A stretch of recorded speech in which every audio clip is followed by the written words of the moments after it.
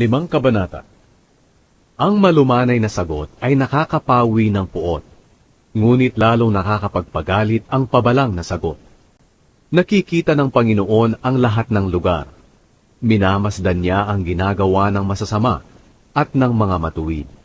Ang malumanay na pananalita ay nakapagpapasigla ng kalooban ng tao, ngunit ang masakit na salita ay nakakasugat ng puso.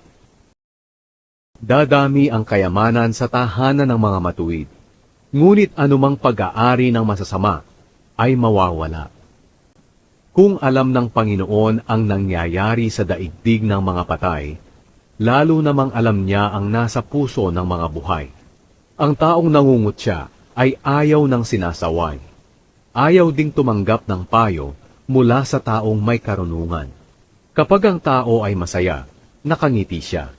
Ngunit kapag ang tao ay malungkot, mukha niya ay nakasimangot.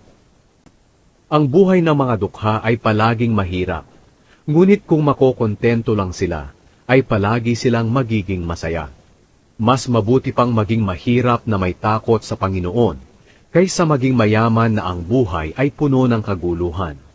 Mas mabuti pa ang mag-ulam ng kahit gulay lang, pero may pagmamahalan, kaysa sa mag-ulam ng karne, pero may alitan.